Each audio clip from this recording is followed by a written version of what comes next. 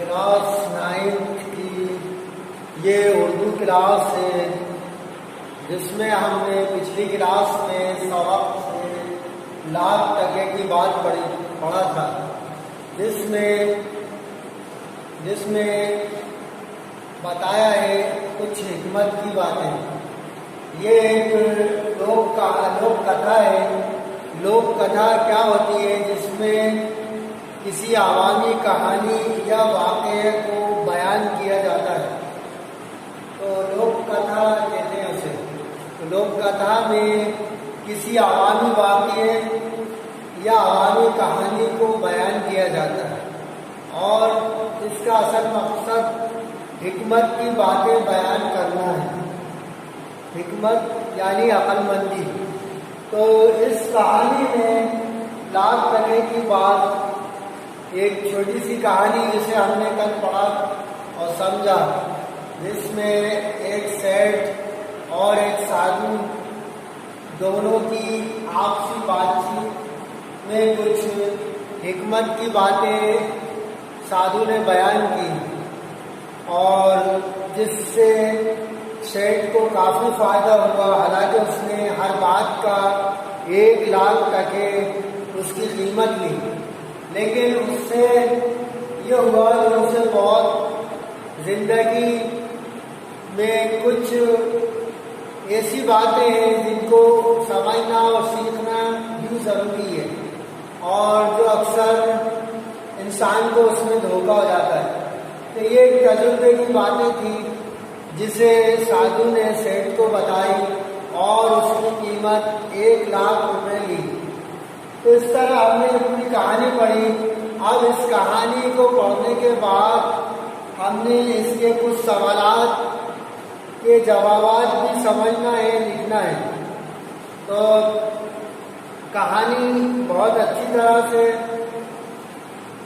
समझ चुके हैं, और ज़्यादा बड़ी कहानी नहीं है, छोटी सी कहानी है, जिसमें 2-3 बातें हैं जो साधु ने बताई, वो ही हमें लिखना है। एक बात तो ये साधु ने बताई कि कभी भी किसी दूसरे के बिस्तर पर सोने जाने से पहले उसे अच्छी तरह देखो, साफ सफाई करो, हर एक चीज़ को झाड़ो, और उसके बाद उसका दूसरे का बिस्तर इस्तेमाल करो। पहली बात तो ये थी। दूसरी बात ये है कि जो चीज़ तुम्हारे मन को ना भाए, यानी दिल को ना अच्छी लगे, दिल को बुरी लगे, और जिसे तुम जल्द से जल्द अपने से दूर कर दो, और तुम्हें अच्छी भी नहीं लगे वो चीज़, तो तुम उसे जल्द से जल्द अपने से दूर कर दो। दूसरी बात ये थी। तीसरी बात ये थी कि किसी अनजान के यहाँ कुछ खाना पीना नहीं चाहिए। तो ये 2-3 बातें उसने साधु ने सेठ को बताई, और हर बात का 1 लाख टके उसने कीमत ली। तो इस तरह ये कहानी में उसे जो बातें बताई, जिसे उससे फ़ायदा भी हुआ, और आखिर में उसे बहुत सा माल भी मिला, और उसका माल भी महफूज रहा। तो इस तरह वो कुछ हिकमत की बातें साधु से सीखने के बाद उसे काफ़ी फायदा हुआ, और उसकी जान भी बची, माल भी उसे मिला। तो इस तरह ये कहानी में ये बताया गया है। अब हम इस कहानी के कुछ सवालात हैं जिसको हमें लिखना है कि साधु ने, पहले हमने मुख्तसर तरीन सवालात थे वो कर लिए थे, इसके बाद है मुख्तसर सवालात। तो पहला सवाल है, साधु ने अपनी बात की क्या कीमत बताई? साधु ने अपनी बात की क्या कीमत बताई? अब ये पहले सवाल बहुत आसान है, और इसमें कहीं कोई मुश्किल नहीं। साधु ने अपने बात की कीमत 1 लाख टके बताई। साधु ने अपने बात की कीमत 1 लाख टके बताई। आपको वैसा के वैसे सवाल देखना है। साधु ने अपने बात की क्या कीमत बताई? तो साधु ने सवाल से ही लेना है। साधु ने अपनी बात की कीमत 1 लाख टके बताई। इस तरह आपको ये जवाब लिखना है और 1 लाख टके आपको लिखना है, बाकी सवाल से ही आपको मिल जाएगा कि साधु ने अपनी बात की कीमत बस 1 लाख टके बताई। तो आपको पहले जवाब में 1 लाख टके लिखना है। जवाब नंबर 1 लाख टके और बताई कीमत, ये सब आपको सवाल से मिल जाएगा। तो इस तरह ये पहला सवाल आपका होता है। दूसरा सवाल है, साधु ने सेठ को दूसरी बात में क्या नसीहत की। तो अभी हमने पढ़ा, कल भी पिछली क्लास में पढ़ा था कि साधु ने सेठ को दूसरी बात में ये नसीहत दी कि जो बात तुम्हारे मन को ना भाए और जिसके लिए तुम्हारा दिल ना माने और जो चीज़ तुमको अच्छी ना लगे उसे अपने से दूर कर देना चाहिए, उसे अपने से दूर कर देना चाहिए। थोड़ा सा बड़ा सवाल है जिसका जवाब आप खुद से लिखेंगे या मैं थोड़ा बहुत उसको लिख के दिखाता हूँ कि साधु ने दूसरी बात में ये नसीहत दी के जवाब दूसरा है। जवाब नंबर 2, साधु ने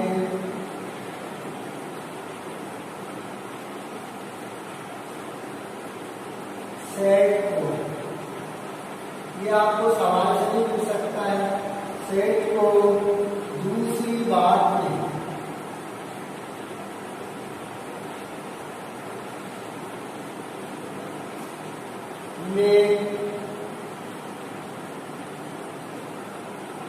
ये नसीहत दी।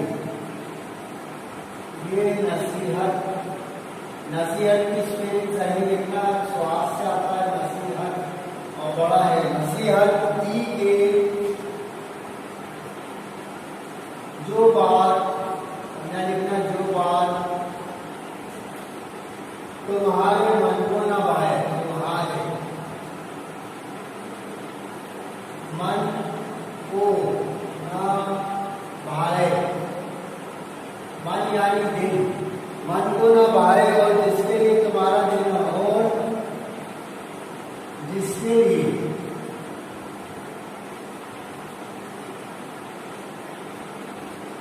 तुम्हारा दिल ना माने, तुम्हारा दिल ना माने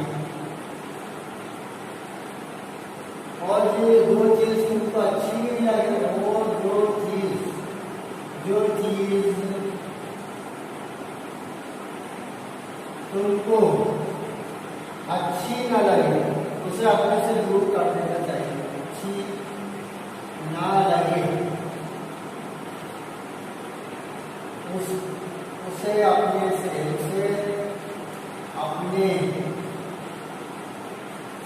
दूर कर देना चाहिए, दूर कर देना चाहिए। इस तरह ये आपका जवाब लिखा जाएगा। दूसरा, साधु ने सेठ को दूसरी बात में ये नसीहत दी कि जो बात तुम्हारे मन को ना भाए और जिसके लिए तुम्हारा दिल ना माने और जो चीज तुमको अच्छी भी नहीं लगे तो उसे अपने से दूर कर देना चाहिए। ये दूसरी नसीहत थी जो साधु ने सेठ को की। तो इसको आपको लिखना आना चाहिए।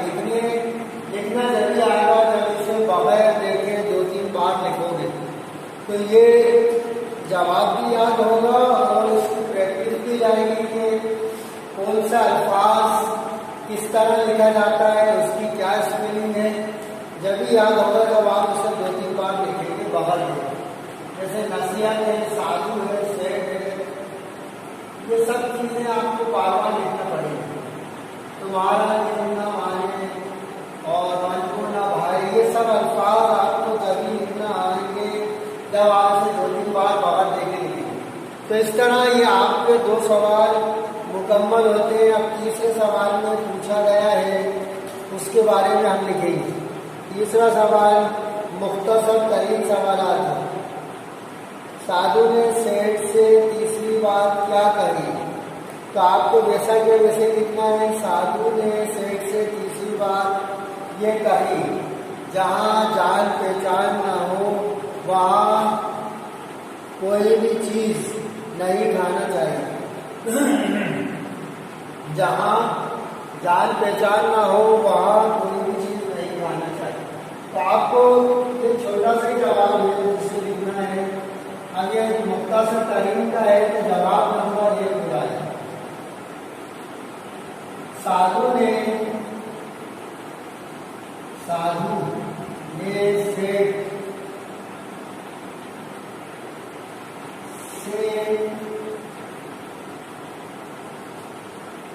तीसरी बार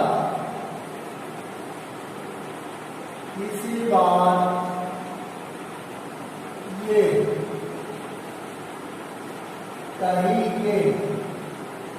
कही के जहाँ जान पहचान न हो, जान पहचान के अलीफ नून, जहाँ जान पहचान न हो वहाँ कोई भी चीज नहीं खानी, वहाँ कोई भी चीज नहीं खाना चाहिए। चीज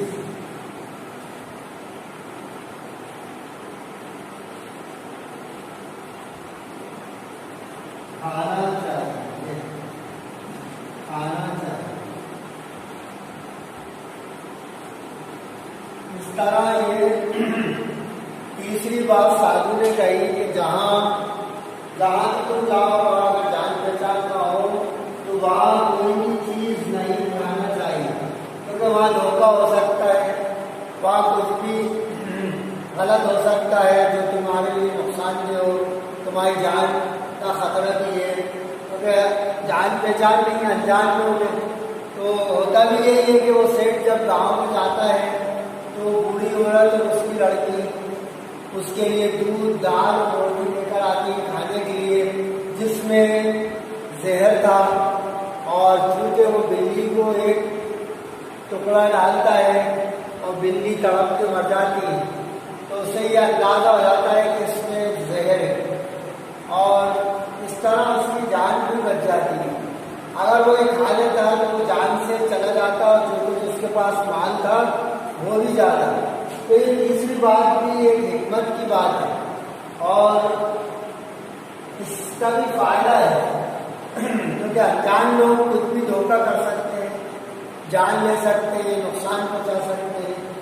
इसलिए अनजान जगह यानी जहाँ जान पहचान ना हो वहाँ खाने से बचना चाहिए, खाना नहीं चाहिए, क्योंकि वो कुछ भी आपको नुकसान पहुंचा सकते हैं। तो इस सबक में ये 2-3 बातें थी छोटी सी कहानी के तौर पे। और ताकि जो है पुराने ज़माने के सिक्के हैं, ताकि जैसे आज के ज़माने में हमारे यहाँ रुपये चलते हैं, सिक्के चलते हैं, इस तरह उस ज़माने में टके चलते हैं। तो ये टके और रुपये में थोड़ा सा फर्क है। और दूसरी बात ये है, लोक कथा है, उसके एतबार से ये कहानी है। सर कहानी भी थोड़ा सा हिकमत वाली है, इसलिए इस कहानी को आपकी बुक में शामिल किया गया और बच्चों को इसमें थोड़ा सा सीखने को भी मिलता है कि अच्छे बुरे की तमीज़ भी होती है। इसलिए इस कहानी को आपकी कोर्स की बुक में रखा गया है। अब अगला सवाल है, गांव पहुंचकर सेठ कहाँ ठहरा? तो गांव पहुंचकर सेठ जो है सराय पर ठहरा। अब आप में बहुत छोटा सा जवाब है, ये जवाब नंबर 4 नहीं, जवाब नंबर 2 उत्तर से तारीख का। तो जवाब नंबर 2 में आपको ज़्यादा नहीं लिखना, बस इतना सा लिखना है कि गांव पहुंचकर आपको सवाल से ही मिल जाएगा। गांव पहुंचकर सेठ सराय पर ठहरा। आपको सिर्फ सराय लिखना है, सराय पर फेरा, फेरा, इस तरह से आपको लिखना है। तो ये जवाब दूसरा था मुख्तसर तरीन का। तीसरा सवाल है, सेठ ने रुपये कहाँ छुपाए? सेठ ने रुपये एक पेड़ के नीचे गाड़ दिए, यानी छुपा दिए। तो आप ऐसे ही लिख सकते हैं, सेठ ने रुपये एक पेड़ के नीचे छुपा दिए। तो सेठ ने रुपये, जवाब नंबर 3, ये मुख्तसर तरीन का ही जवाब 3 आप इसे लिखेंगे, सेठ ने रुपये एक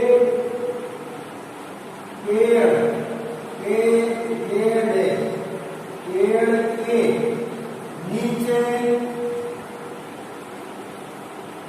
छुपा दिए या गाड़ दिए, छुपा दिए पूछा जाएगा, हमने भी छुपा दिए, छुपा दिए। तो इस तरह ये आपके 3 सवाल मुख्तसर तरीन के भी मुकम्मल होते हैं। अभी तक क्या था कि पहले मुख्तसर तरीन सवाल किए जाते थे, फिर मुख्तसर, लेकिन अब चूंकि ये थोड़ा सा बदल गया, पहले मुख्तसर सवाल किए फिर मुख्तसर तरीन, तो आपको वैसा ही लिखना है। जवाब मुश्किल नहीं है कि पहला सवाल था, साधु ने सेठ से तीसरी बात क्या कही? तो साधु ने सेठ से तीसरी बात ये कही कि जहाँ जान पहचान ना हो वहाँ कोई भी चीज़ नहीं खाना चाहिए। जहाँ जान पहचान ना हो वहाँ कोई चीज़ नहीं खानी चाहिए, इसको याद रखना है, लिखना है। और फिर दूसरे सवाल में सेठ गांव पहुंचकर, सेठ कहाँ ठहरा? तो गांव पहुंचकर सेठ सराय पर ठहरा।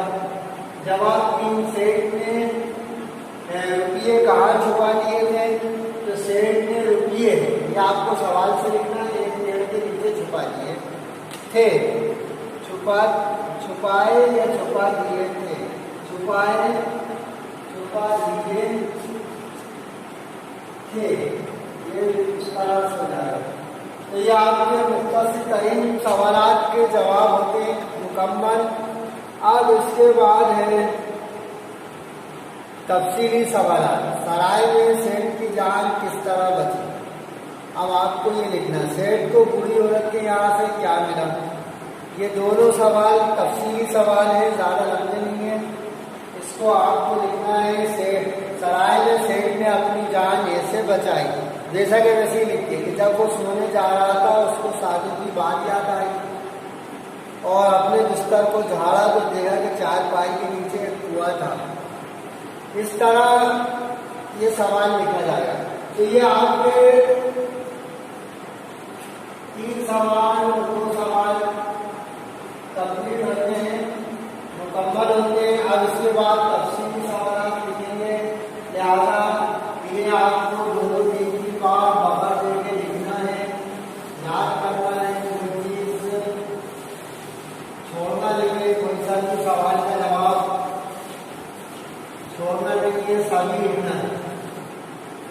तो अब तफसीली जवाब को हम समझेंगे। तफसीली जवाब क्या है? तफसीली जवाब बहुत आसान होते हैं, और आसान जब होते हैं जब आप उसे दूसरी बार लिख लेंगे, और अगर आप लिखेंगे नहीं तो वो सवाल आपके लिए बड़ा मुश्किल हो जाएगा, क्योंकि उसमें ज़्यादा लिखना पड़ता है, ज़्यादा से ज़्यादा लिखने की प्रैक्टिस करना पड़ेगी।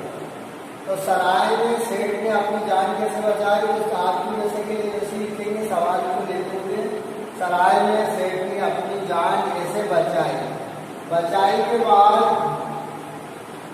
के कैसे लिखना? के जब वो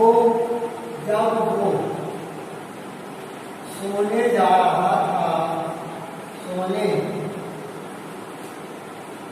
जा रहा था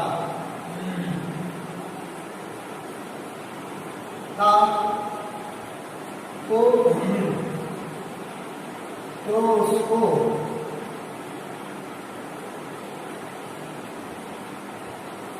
साधु की बात याद है।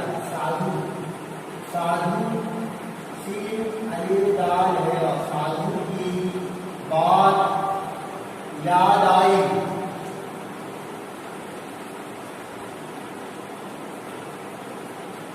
और उसने अपने बिस्तर को झाड़ा। उसने अपने बिस्तर को झाड़ा।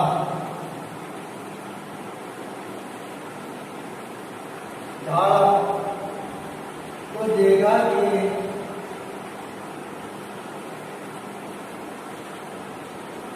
कि चारपाई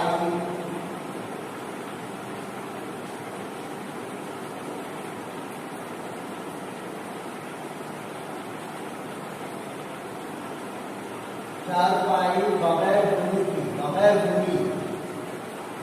बुनी हुई थी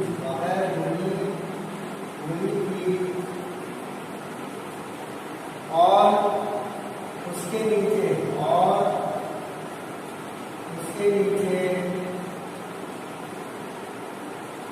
एक कुआं था। कुआं की स्पेलिंग इस तरह से लिखी है, एक कुआं था। तो ये आपका तफसीली का पहला जवाब कि आप सराय में सेठ ने अपनी जान कैसे बचाई। तो सराय में सेठ ने अपनी जान ऐसे बचाई कि जब वो सोने जा रहा था तो उसको साधु की बात याद आई और अपने बिस्तर को झाड़ा तो देखा कि चारपाई बगैर बुनी हुई थी, यानी खाली थी और उसके नीचे एक कुआं था। अगर सेठ झाड़ता नहीं तो साधु की बात उसे मालूम नहीं होती और तो वो सीधे इस पर बैठता और नीचे कुएं में जाता और अपनी जान से हाथ धो बैठता, यानी जान भी जाती और जो उसके पास पैसा था वो भी सराय के मालकिन जो एक डाकू थी उसका हो जाता।